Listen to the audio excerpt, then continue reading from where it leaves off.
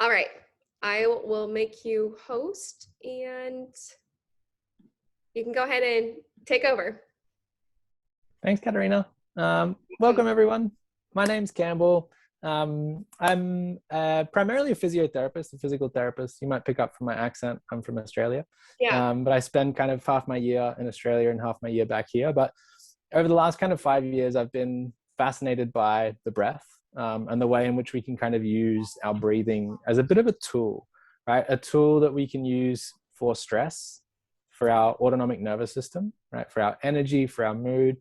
And it's something that I think is super interesting because none of us are taught how to use it. And I know that sounds kind of funny.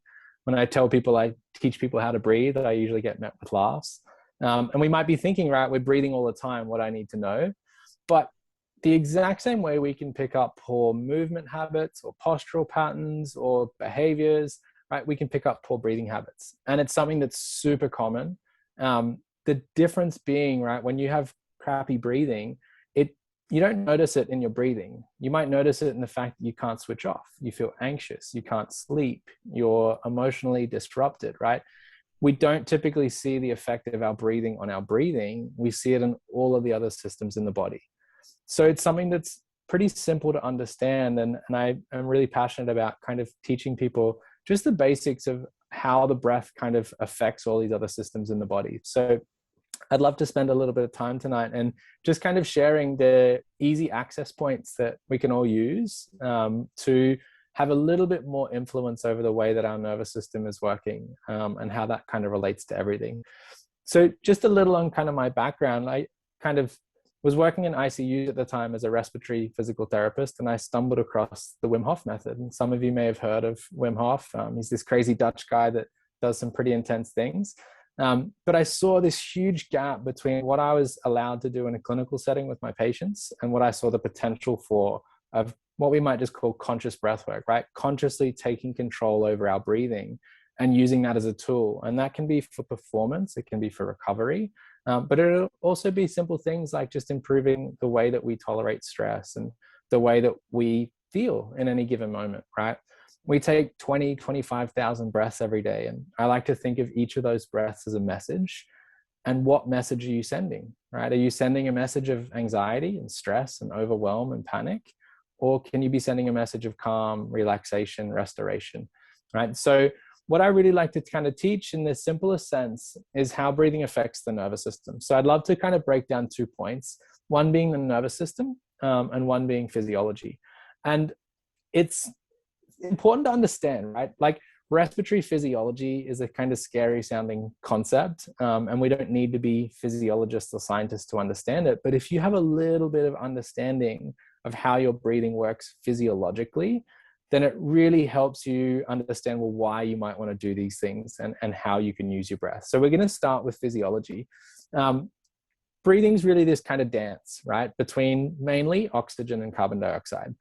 What most of us think is oxygen is the most important aspect. And of course, oxygen is very important, right? It's how we produce energy.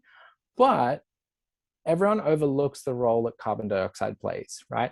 It's actually carbon dioxide that allows you to get oxygen out of your blood into the cells of your body. And that's where you produce energy. But what we typically see is people can develop a bit of a sensitivity, if you will, and have a poor relationship with carbon dioxide, right? And so this means that I often breathe faster than I need to or more than I need to, right? And that causes my heart rate to go up. It causes my blood pressure to increase. It can actually cause us to secrete more cortisol, right? So the way I'm breathing, right, if I'm breathing at 20 times a minute instead of 10 times a minute, that effect is going to occur downstream, right? And that might be heart rate, blood pressure, or cortisol, or feelings of stress, or not being able to sleep. So developing a little bit more tolerance, if you will, to carbon dioxide is the easiest way we can all start to enhance or optimize the function of our breathing.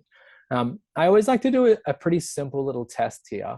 And it just gives us a great indicator of like each person's individual kind of relationship with carbon dioxide, if you will. So we're going to do a super simple test, right? I'll explain it before we do it. And then I'm just going to hold up a timer and I'll just get us all to follow along. Remembering that this is, each person is individual, right? It's not a competition. And it doesn't The higher the number doesn't mean better, especially if you try and override what you're going to feel. But what we're going to do is we're going to take a couple of just normal breaths, right? In and out through the nose. When I tell you, I'm going to say, take your last breath in. We're going to breathe in through the nose. We'll breathe out, right? So we're going to exhale. And then I'm going to get everyone to pinch their nose and hold their breath. And I'm going to start a timer, right? And I'm going to hold that timer up.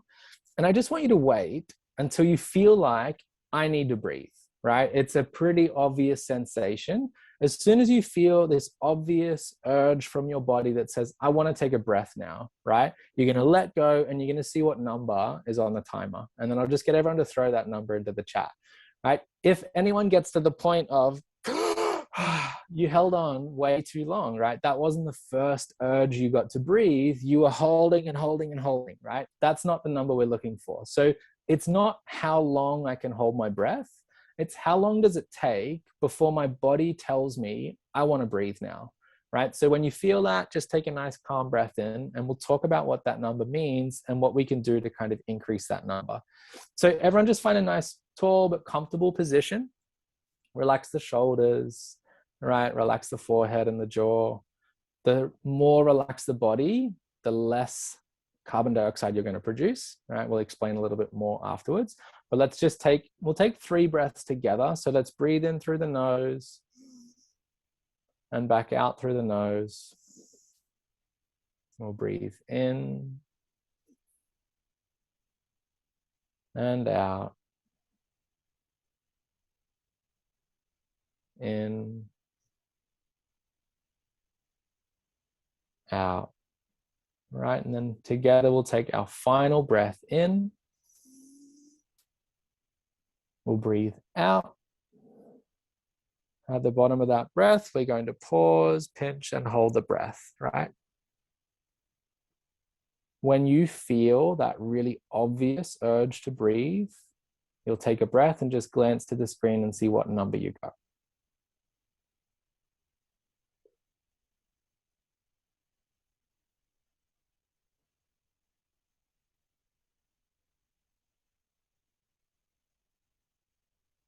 And so everyone perhaps just maybe drop into the chat box what number they got. I'm just going to let this go to 40 seconds. We might have some good breath holders.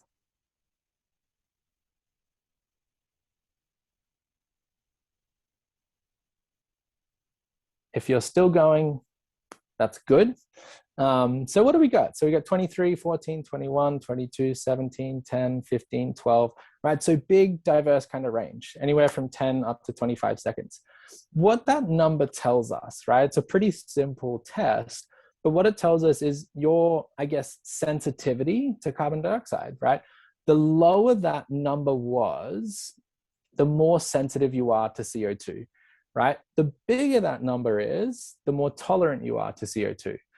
We want, and I know this will maybe sound a little bit drastic to a few of you, right? But I really aim to have my patients up at about 35 to 40 seconds, right? What that number tells us is that physiologically, we're really resilient. We're really flexible, right? We can tolerate this fluctuation that's happening in the body. It's very interesting, and there's a lot of research around people with anxiety and panic and dysregulated nervous systems are on the lower end of that spectrum, right? When I work with patients that do have panic attacks and really heightened anxiety, we're talking maybe 5 or 6 seconds, right? We start holding the breath and almost instantly it's like, right? I really don't like that feeling. My brain is screaming at me saying, get the hell out of here. Something bad is going to happen, right? Some of you might have felt, right? Katarina just said, like you wanted to gasp, right? Some of you might have felt a little bit suffocating or a little bit of a pressure on your chest, right? This is your brain's interpretation and saying carbon dioxide level is too high, which means something stressful is happening, right? So it's really interesting that we can start working with this piece of information, right? Of how do I increase my tolerance? How do I get my body to be less reactive and more responsive to this gas that's in our blood all of the time, right? So a really simple way you can start improving that number. Number 1 is breathing through your nose all of the time, right? And this seems simple, but maybe if you even just think about today, right, or over the last week, do you catch yourself ever breathing in and out through your mouth, right? Most of us, when we start exercising, we'll revert to a more mouth breathing pattern. I'd encourage you over the next week, see if you can exercise with your mouth closed. It will feel really tough initially, right? It'll feel like I'm not getting enough air. It'll feel just like you felt when you held your breath. What you're doing is you're letting the level of carbon dioxide build up in your blood, and you're making yourself a little bit more tolerant to that. So breathing through your nose almost all the time if you can. Obviously not when you're speaking or when you're eating or when you're laughing or communicating, right? Our mouth is great for that. But otherwise, we should be breathing through the nose. There's lots of other reasons why. The second way is just doing a little bit of practice of holding your breath, right? The same way we tested it is the exact same way you can start to train it, right? So maybe a couple of times a day, you take a nice big breath in, you breathe out, and you hold your breath, right? And you wait until you feel that first urge, and then you just hang out there for maybe 3 or 4 seconds longer, right? You feel your body says, too much carbon dioxide, I want to breathe, but you relax your shoulders, your jaw, and you sit with that sensation for a couple of seconds, right? The more times you do that, the faster your body will start to adapt. I see some pretty amazing things happen when I work with people, and let's say we take that number from 10 seconds to 40 seconds, anxiety goes away, sleep improves, energy improves, my performance, my recovery, right? Physiologically, you're making your body work a little bit better, right? So simple tool, right? But really pretty profound benefits when we're looking at things like stress and just the flexibility of your body. So physiology, right, is really about your relationship with carbon dioxide, right? And so there's some simple exercises. The second point I think super interesting and really important, and I wish it was something that was perhaps taught in school, is the role that your nervous system plays, right? Most of us will have heard of, or maybe some of us haven't, but I'll just break down nice and simple. We've got all of these branches of the nervous system, right? Our central nervous system is our brain and our spinal cord. The peripheral nervous system is like all the other nerves. Within the peripheral nervous system, we then have a couple of more branches. We have the somatic nervous system, which is what we can think of as like the conscious part of my nervous system, right? I want to pick up my phone. I decided to move my muscles. I reached and I grabbed that. So there's a sensory and a motor part of that. But the other side is what's called the autonomic nervous system, right? And the name kind of implies automatic. This is the part of my nervous system that's actually looking after all of the other stuff that I'm not thinking about, right? It keeps your heart beating.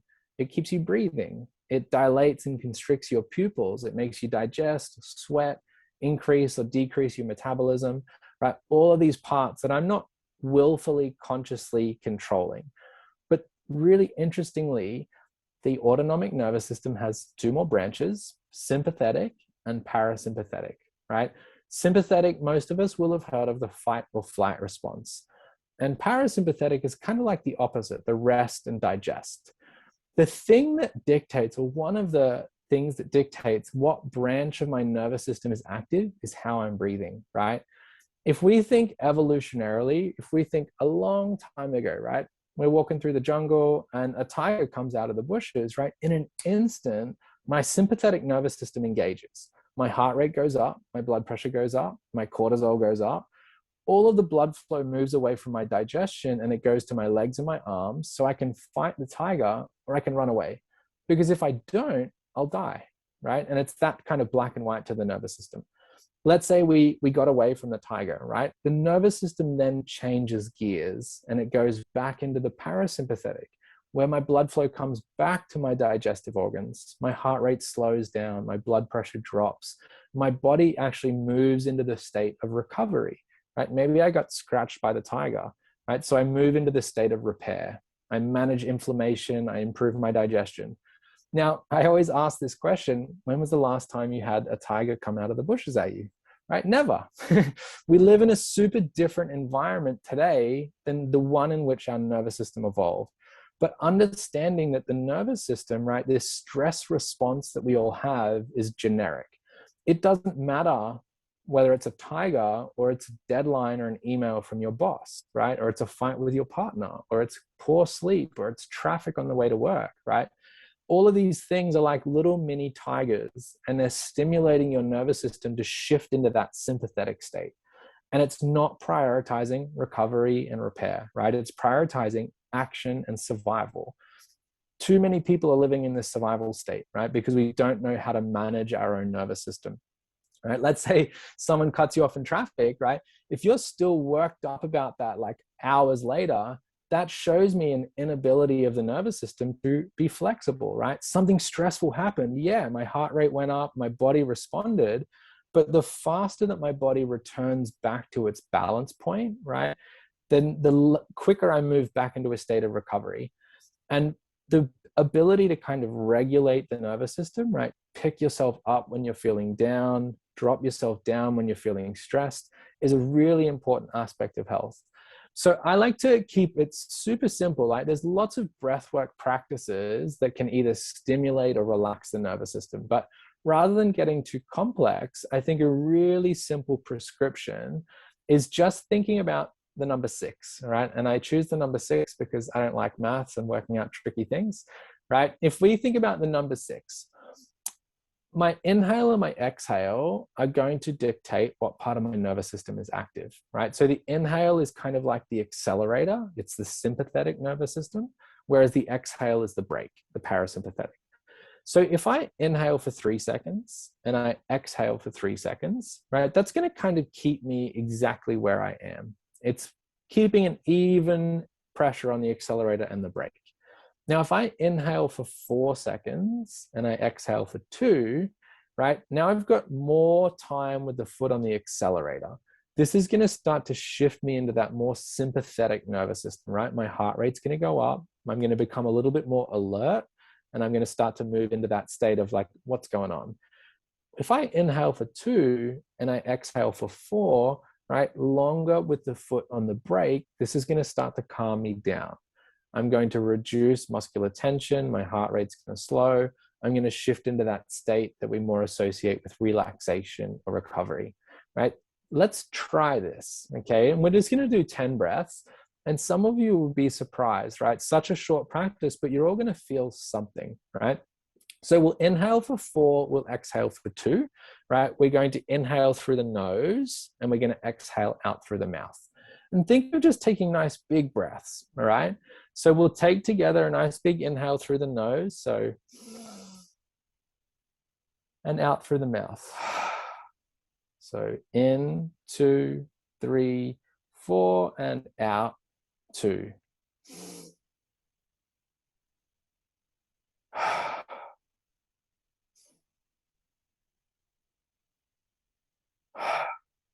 Big breath in, 2, 3, 4, out, 2. In, 2, 3, 4, out, 2.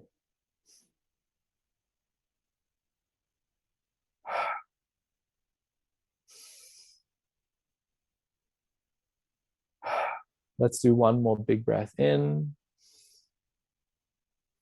and out. Right, and just take a moment now. Notice, maybe the lights got a little bit brighter. Maybe the sound is a little bit clearer. Maybe you feel a bit more alert. Sometimes you feel your heart racing. Maybe you feel a little bit more sensitive of your skin. If anyone noticed anything obvious, again, maybe just throw that into the chat box. Whether it was a mental thing, maybe you feel more alert, maybe you feel a little bit anxious, maybe you feel agitated, or maybe it's a body thing, right? You might notice tension or temperature or sensation change. Now we're just going to do the opposite, right? We're going to inhale for 2, we're going to exhale for 4. This one we're going to breathe in through the nose, and the exhale we're just going to do out through pursed lips, right? We're going to breathe a little bit slower, a little bit softer. As we exhale, we're going to think about relaxing the shoulders, right? And again, we'll just do 10 breaths and we'll bring ourselves back down. And again, I want you to pay attention to what does it feel like on the other side, right? So let's find a tall but comfortable position. And we're going to inhale for a count of 2 in through the nose. So let's breathe out through the lips.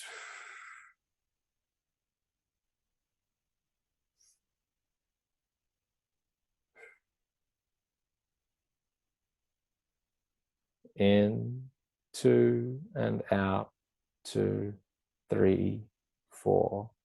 In, 2, out, 2, 3, 4. Inhale and exhale, 2, 3, 4. In and out, 2, 3, 4. Let's do 2 more breaths. Right, slow and soft on the exhale. In and out, 2, 3, 4. And then just let your normal breathing come back. And again, notice, right? Sometimes it's really subtle, sometimes it's really obvious.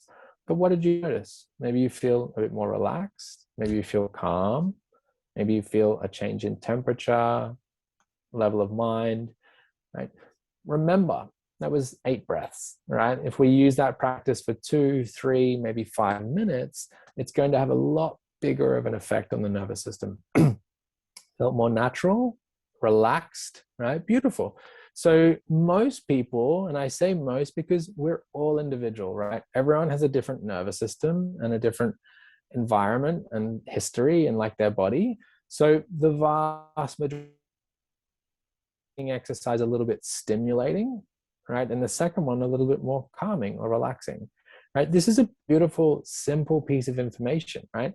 How often do we feel, oh, I don't want to go and do this thing today, right? Where it's my job or maybe it's exercise and I need a little bit of a pick-me-up. All right, well, take some deep breaths. Focus on your inhale. Put the foot on the accelerator, all right? And so that's going to start to lift us up. And if you're laying in bed at night and your mind is racing, you feel a little bit agitated or anxious, right? If I start to lengthen the exhale, it's going to start to calm down the nervous system, right? So it's not to say that the parasympathetic nervous system is good and the sympathetic nervous system is bad. It doesn't work like that, right? The thing that wakes you up in the morning, the thing that allows you to engage with tasks, right? Get deadlines completed is your sympathetic nervous system. But it's meant to be a temporary state, right? And what most of us find in today's day and age, there's so much going on that we're stuck in this relative sympathetic state all day, right? We wake up and then it's go, go, go, action, doing, responding, until the moment I get to the end of the day and I crash, right? And people think that when they're tired and exhausted at the end of the day is the parasympathetic nervous system. It's not, right? You're just exhausted. So having access to this really restorative state is very, very important, right? And this doesn't need to be a 30-minute practice. There's beautiful research on 5 minutes of that style of breathing, right? Extended exhales will drop your resting heart rate, your blood pressure, and circulating levels of cortisol for about 4 hours, right? So 5-minute investment for a 4-hour return of your body being in a much more comfortable, relaxed state. So just think of, and I think this is a really important point that we can probably all associate with, right? Most of us look external to ourselves for something that's going to shift the way that we're feeling, right?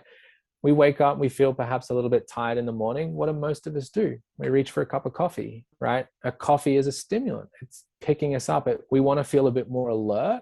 We use coffee. End of the day, I'm feeling stressed. What do most people do? Is perhaps we reach for a glass of wine, or I can't sleep and we might use a sleeping tablet. We're looking for something external to us to change the state of our nervous system. And I would argue that we can get a lot of the same state change, right, with internal tools, right? Instead of external, we can start looking internally. How am I breathing? All right. What is my visual field doing? What's my posture doing? Right? These are really powerful state shifters, right? So when I'm feeling a bit flat and down, instead of reaching for that second or third cup of coffee, maybe I can straighten up, I can start taking some deep breaths, and I can stimulate that active part of my nervous system. And vice versa, right? End of the day, I'm feeling a little bit worked up. Instead of reaching for that glass of wine to calm myself down, maybe I can take 5 minutes and down regulate my nervous system consciously, right? And see if that's exactly what I was looking for, right? I would argue for most people, right, the reason a glass of wine makes us feel good is it just starts, it's this symbolic thing of like, oh, I'm done with today, right? I can stop, I can relax, I can switch off. You can do the exact same thing with consciously changing how you're breathing, right? Slow it down, make it softer, and extend the exhale. The final point I'd love to make, just talking about the nervous system, right? When we're thinking about this sympathetic and parasympathetic, there's specific triggers that are going to push us in either direction, right? We've just covered one of them, the inhale and the exhale, but the other couple that are really important, right? Nose or mouth.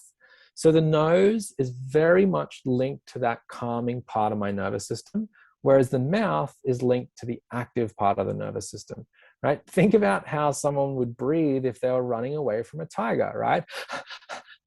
Right? Fast, shallow, in and out of the mouth, right? Think of how someone breathes when they're asleep. It's slow, it's deep, it's through the nose, hopefully, right? Unless we've got some snorers.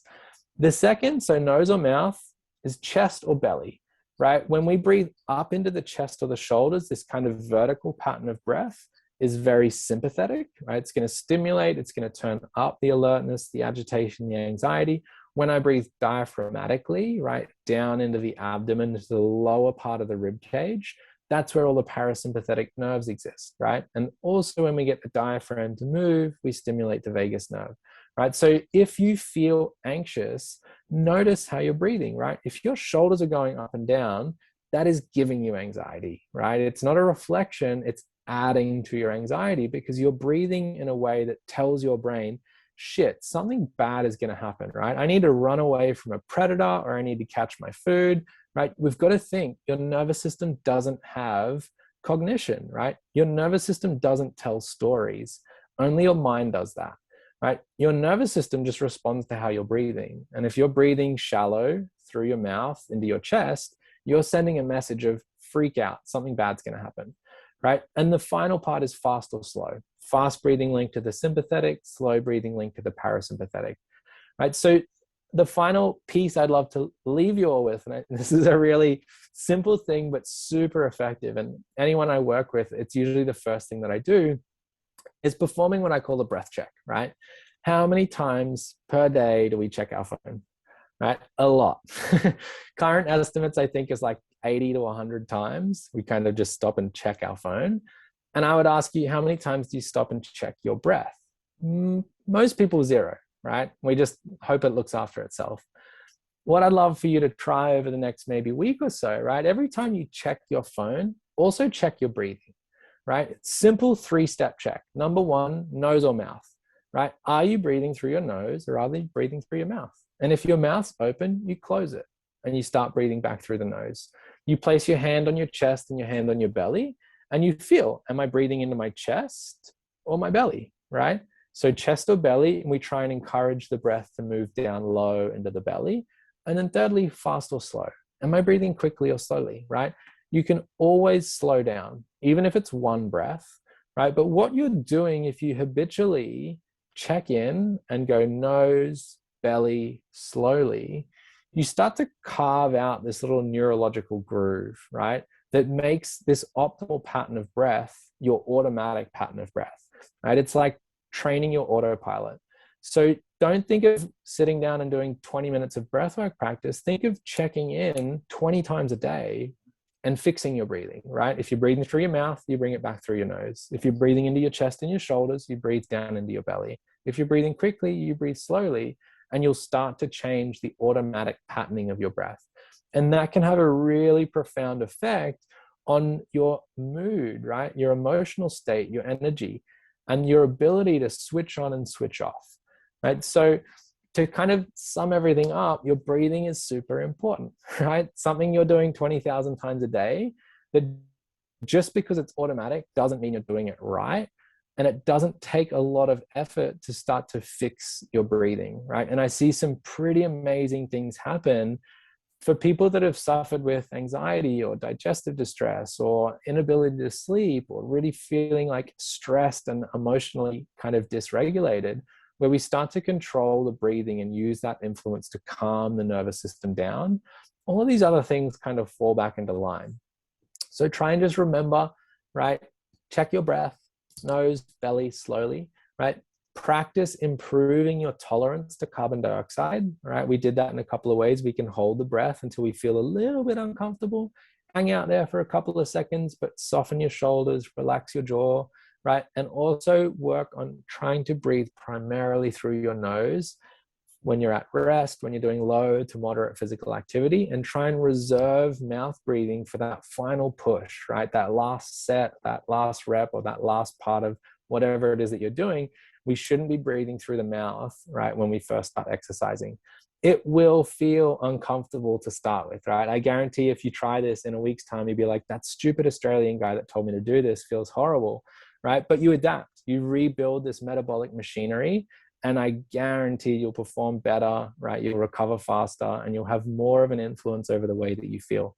I hope that made sense, and that I've given you some things to think about. I'd love just to open up the space or throw it back to you, Katerina, if anyone has any questions or would like to dive into any of those points a little bit deeper. I love that. Actually, last year, I had my good friend, I don't know if you know James Fryer, he was on here too. He's a big movement guy, but he also talks a lot on breathing. And, you know, it was him who I met first that introduced me to a lot of these breathing concepts. Like you mentioned, you know, something that I started to do when I met him was during my runs, I would try to hold my breath starting out as long as possible. So I still do that, and I can make it up to a half mile. I just did it on Thursday. So I always try to challenge my breathing in that way, where I am, although I'm doing exercise, which is supposed to be mouth breathing, like you said, challenge yourself to see how long you can hold it. And I usually can go a half mile. Now, that's not always the case. There's some days where it's like, I don't even care to try. Like, I'm just like, no, I just want to start breathing through my mouth now. But it is something that has carried over into every time I go for a walk. Like, the goal is to never open my mouth while I walk. So doing these things, it starts to become routine where I don't think about it anymore while I'm walking. It's just common practice. I'm nose breathing the whole time. So I loved everything that you said. So much of it I was like relating to. I'm like, yes, yes, yes, yes. A lot of your concepts of, you know, caffeine or coffee, and then they're going right to wine at night. It's like none of that was actually you sitting with yourself and feeling what you're feeling or whatever, or to actually help you go into a parasympathetic state. And also too, I like took a bunch of notes on this so I could remember to bring this up. But mouth breathing, there is a huge correlation to mouth breathing, sleep apnea, obesity, Yes. type 2 diabetes, like the list goes on of what that brings to, even people who are snoring, you know, count of the people who, you know, that snore, they likely have a metabolic disorder as well. So as much as we want to like say, oh, breathing is like whatever, I love how you said, just because it's something automatic that we do, it doesn't mean we're doing it right. And that is just beautifully said, because it couldn't be more true. Yeah, and even just diving down that little point of metabolism, right? There's some beautiful research now that when we breathe through the mouth, we burn through a really kind of temporary, like glucose, right? When you breathe through your nose, you're predominantly fat burning. And the energy that our nervous system uses is glucose. So like someone that's breathing through their mouth all the time is just emptying their gas tank, right? And it's a wonder why I feel this kind of tired and wired, right? And it's not like up for debate. It's metabolism, right? You breathe through your nose, you burn a different fuel source than when you breathe through your mouth.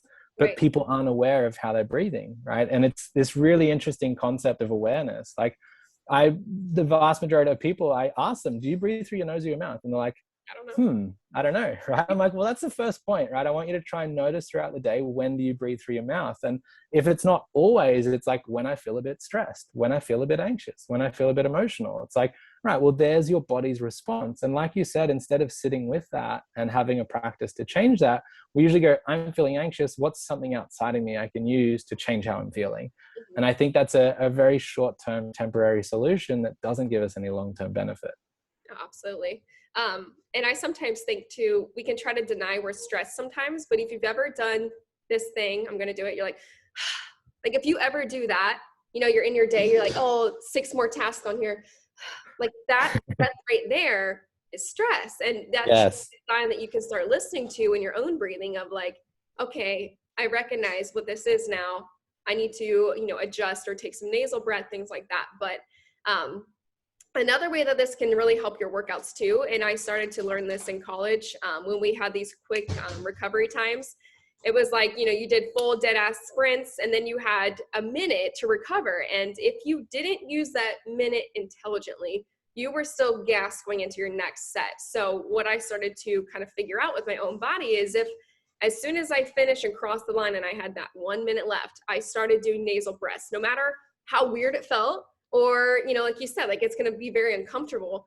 If I did that, I had much better recovery to go into that next rep. And that honestly, I correlated a lot to improved performance because I started having better recovery.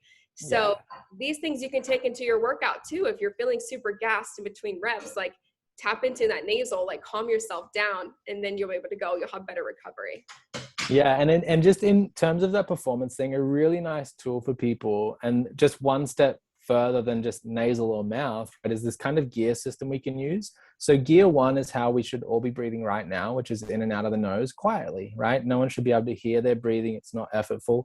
Let's say we go for a walk or a jog, or we're starting to pick up the pace, maybe doing yoga or something with low grade physical activity. We can move into gear two, which is nasal, but active, right?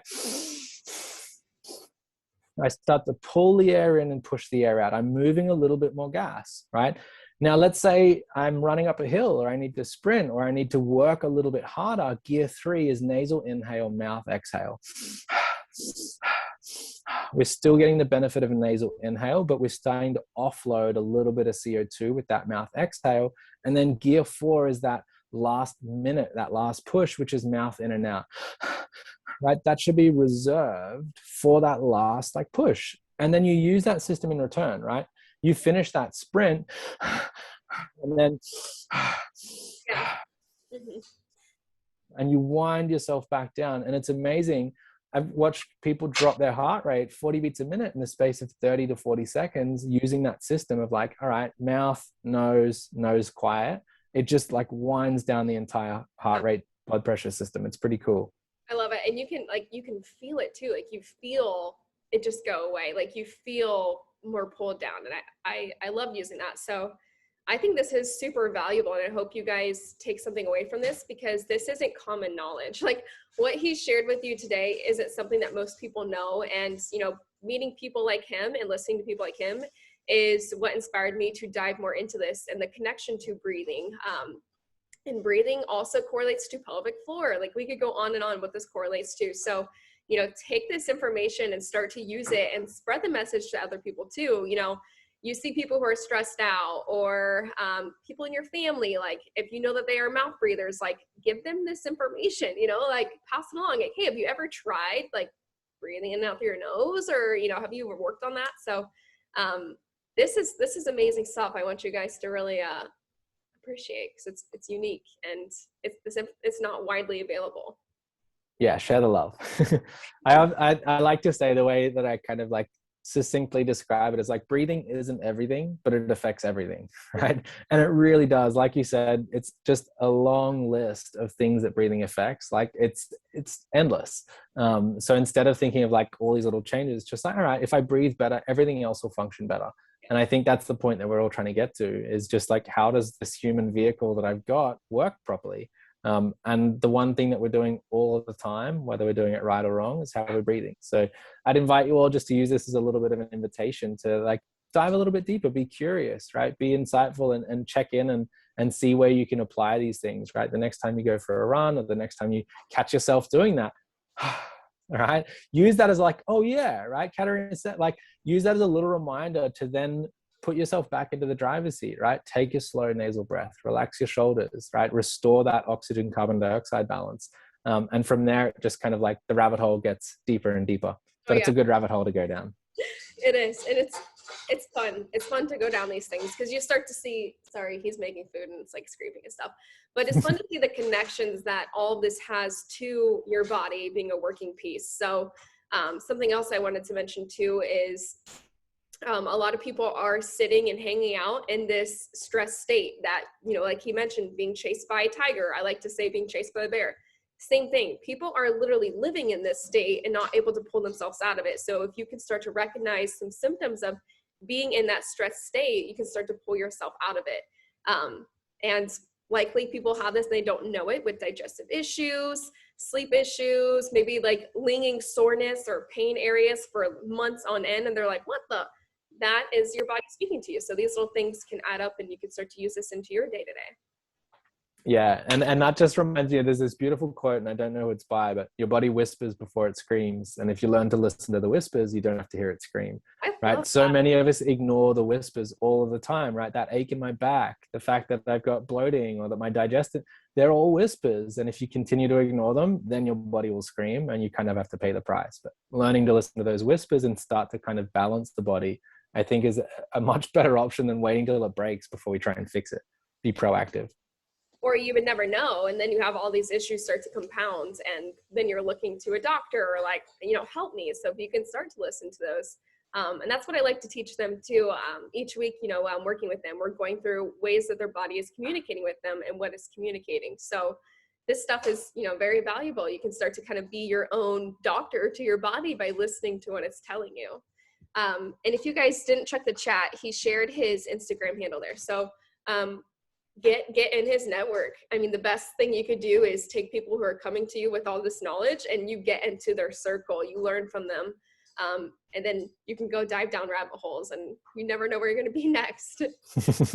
Yeah. And honestly, well, it's definitely the best rabbit hole I've gone down. And for most people, like it just, I make this joke that breath work is a gateway drug, right? Like you start noticing your breath and you start using that. And then you're like, shit, I want to sleep better. I want to eat better. I want to move better. Like, because you start to notice how good you can feel, right? And it is this gateway into just being a little bit more aware and cognizant of your environment, internal and external. So use your breathing as this kind of thing to open the door to like, where else can I optimize? Where else can I remove the stresses and improve the balanced state of the body? And I would say, try to get more times in a relaxed state than being in a heightened state. So like he mentioned, while you're eating, like when was the last time that you took a break while you were eating? Like put the fork down or like, sat back and had just a breath. And then, and like we don't do that. It's usually, and I'm afraid to admit this, but like my lunches are usually like I'm eating like a sandwich and I'm just like, I'm not even breathing. I don't remember breathing. I'm just like eating and working same time. Don't recommend it. Do not do it. But just that instance right there, like when did I actually even like slow down to breathe through that to help with digestion? Or, when you are implementing this into your workouts, like the more time you can spend out of a stress state, honestly, I would say the better. 100%. Just by how stressed our world is already and how different things are perceived as stresses, the more you can do this, the better. Yeah. And it's so true. It's something that I had to get better at as well. And I fall into the same trap as you. Like I'm busy and I'm like, oh, I'm eating as I'm doing something. And like, but if we remember how the nervous system works, right? I love to think of it as prioritization, right? If you're not in a parasympathetic state, you are not prioritizing digestion. Full stop, end of story. Right. So when people like getting those emails done and like eating a sandwich, it's like, I'm not like I'm just putting food into the body and the body's not ready to do anything with it. I'm not producing digestive enzymes. I'm not getting gut motility working, right? So it's not like luxurious and lazy to like stop the emails and like take 10 seconds before you eat to just take a couple of breaths, right? I kind of get into a practice now of actually doing that, of stopping. And it's amazing, right? I take a couple of breaths and I feel myself start to salivate, right? My body is preparing to eat. That's what it's done forever. It's only in this modern world where it's like I can be doing 10 things at once and one of those is eating, that my body's not ready to eat. And I wonder why I get abdominal pain or bloating or gas or whatever it is. It's like, well, you're just not working with your body. It's such a simple thing, but it has really, really profound benefits. I'm just like working with the nervous system a little bit. Yeah, absolutely. I totally agree with that. And, I think we have all these distractions too. It's like, well, we could be scrolling through Instagram or like wherever, like while we're trying to eat, like so many distractions if you just give yourself time. So I know my lunches are usually busy. So I make sure like my breakfast and my evening, like I'm not gonna be bothered. Like I'm gonna use a fork, because think of all the foods too that don't require you to use utensils. It's just a wrap or like a handheld food. Like actually get your utensils out, cut things out, smell the food, sit with it, all those things truly do help pull you into more of a state where you're able to absorb that. And I like to say, you're not what you eat, you are what you absorb. And when you're in that heightened state of stress and, you're mouth breathing or you're fighting with somebody, but you're trying to eat at the same time, it's like, might as well just like forego that meal because it's not absorb the best of it. So true. Well, thank you so much. If anybody has questions, drop this in the chat or just go ahead and unmute yourself. Go away, ask away. And I like to say that as, use this as an opportunity to really learn from somebody sitting in front of you right now. Yeah, and if no one has like specifics, right? Oh, this happens for me, or how do I improve this? Then, and feel free, honestly. I do have a question. How does illness affect your tolerance for CO2, like to tolerate it? Because like with COVID and everything, how does that affect it? That's a really good question. So CO2 tolerance is like completely flexible, right? Day to day, moment to moment, hour to hour. And it's a beautiful reflection of the state of your body, right? So we all did that earlier. Depending on when you last ate and what you last ate, the day that you've had, how you slept yesterday, when you last exercised, all kind of influence CO2 tolerance. So what we tend to see is if the body's fighting something, right, or if it's like a little bit under the weather, maybe I do have an illness or I'm fighting off an illness, we'll see CO2 tolerance goes down. Whereas if your CO2 tolerance is really high, then it's like, all right, my body's in a really ready state, right? It's fighting fit, so to speak. And a beautiful thing that I would encourage you all to do if you're that motivated, right, is if you measure this when you wake up every day for a week, right, you'll start to get your baseline. Let's say I wake up every day and it's 20 seconds. If you wake up one day and your tolerance is 14 seconds, right, well, that's a great indicator for you to take it slow today. Don't do the hard exercise. Don't do the hard task. Your body's telling you, I'm not at my optimum right now, right? And if I can learn to work with that and respect that, and right, I'm going to take it slow today, I'll bounce back a lot quicker. And vice versa, you wake up and it's 22 seconds, all right, today's the day you push it. You can do the stressful stuff today. You can really push yourself. So you will see that number go up and down every day. But if you start to set what's my baseline and then you measure those fluctuations, that can be a really nice kind of internal gauge of like, how am I feeling right now? Did I sleep well last night? Do I feel rested? Or am I feeling, or is my body telling me physiologically, I'm a little bit under the weather? It's this really interesting idea, right? A lot of what people do now is they kind of outsource that information to an Oura ring or a Whoop strap, right? That says you are feeling good. It's like, well, did you even check in and correlate the number with how you actually feel? That's what CO2 tolerance gets us, right? So you can kind of see what that number is. You've got your baseline, but you correlate that with like, all right, am I feeling open and expansive and ready to go? Do I feel heavy and tired and like not motivated? Now I've got this piece of information that I don't need technology, right? I can just kind of have that morning check-in. And if my CO2 is low, I take it easy. And if it's high, I can push myself a little bit harder. Thank you. Thanks, Kristen. Yeah, I like that question because that's a kind of good thing that we do too. Well, I do have watches where I measure that stuff. I look at HRV and heart rate. And sometimes I try to correlate it with, how am I feeling? I was like, do I feel good? And sometimes I feel really great. And I look at those numbers and I'm like, what? I was like, I don't feel like that. I should feel that bad, and I don't feel bad. So yeah, it's just using things as like your baseline and, you know, really tapping into yourself too. Like, how do you feel? And other times you could feel really good, but yet you've had consecutive lack of sleep, but it's not, you know, manifesting yet. So there's kind of like double-edged sword for that. I don't know if that's the right phrase, but I definitely like to use these tools. And you could do body temperature in the morning too. That's something that I like to do as well. And that's mostly to check like levels of stress in my body. And that's something you can get a baseline for every morning. You take that and see if you have any increases or decreases. You can also use that to know that you're actually ovulating. And that doesn't mean you have to be, you know, trying to conceive. Like you as a woman should still want to know if you are truly ovulating or not, and kind of put symptoms together with actual like data of your body. Any other questions? That was a good one.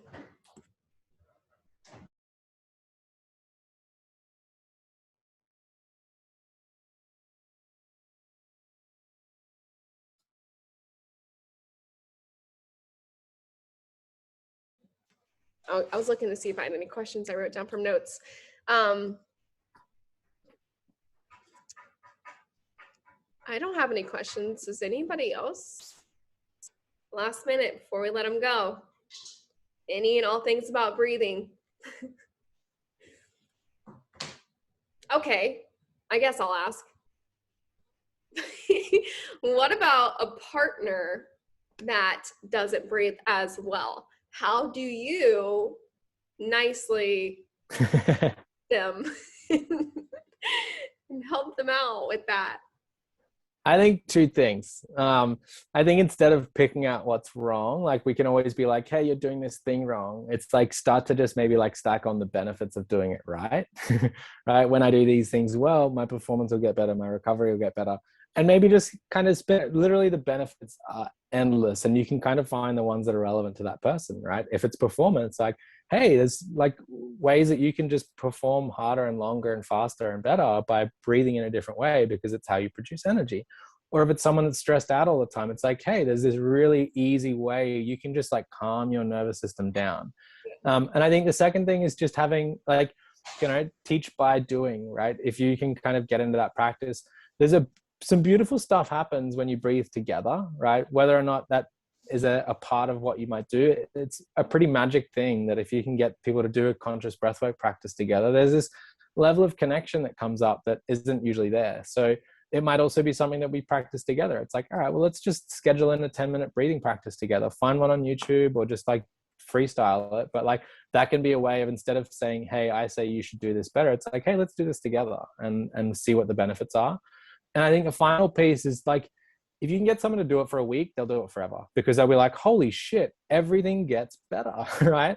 Like, so we want to try that first 3 or 4 days where it's like, I'm not seeing any benefits. Why would I persist with this? Like, keep going, right? You do 7 days, I guarantee you won't stop because it's like, all right, the benefits are undeniable. I feel better. I'm sleeping better. I'm improving my performance. Like, it'll just be like, why would I stop this? It's such an easy thing to do. And I'm seeing a palpable benefit, right? But that doesn't happen overnight. So just kind of like setting a goal of like, all right, let's just do a week together and see what happens. Most often that starts people on the train of just like, all right, I'll keep doing that now and exploring further. Yeah, I like that. And I think that's a great idea to do in the mornings as well. Because I talk to a lot of my clients about how to not wake up and just go right into work, or, like give yourself time to actually like wake up and have a bowel movement. Like, some people, they don't even give themselves time to wake up and they're right out the door. They don't even have any digestive movements happen in the morning. So or checking emails when they wake up in bed, right? Straight onto Instagram. It's like straight into stress mode. Oh, what do I gotta get to today? Yeah, like imagine that. Like, you're not even giving yourself a chance to slowly ease into your day. Like, you're right away hitting your nervous system like that. Another thing too, and I've talked about this in some of my content, is alarms. Like, are you the person that keeps snoozing? Like, every time that alarm goes off, that's a shock. Like, you wake up out of panic, whether you admit it or not, it's happening. So think about how many times that happens in a given week, a month, a year, that you're waking up immediately in a stress state. So I think implementing this in the morning is another great idea to slowly pull your body out of that like stress. If you did wake up, abruptly, or, if you did have an off morning like that, okay, I'm aware of this. Now I want to kind of pull myself out of it. Like, isn't it amazing we can pull our body into different, I don't even say it, but realms? Like, we can literally do that ourselves by our own body through breathing. I think that's pretty amazing. Yeah, it's the fastest, easiest way to just shift your state, right? I love to call it like the state shifter. I feel this way and I want to feel this way, right? Well, there's a way you can do that through breathing. There's lots of other practices there, but like we can consciously participate in the way that we feel, right? It doesn't have to be based on the environment or what someone said or how I feel a certain day. It's like, well, I can be the one in the driver's seat. And once I learn how different breathing patterns and practices work, it's like, oh, now I am in the driver's seat. And if I want to pick myself up, I can. If I need to calm myself down, I can.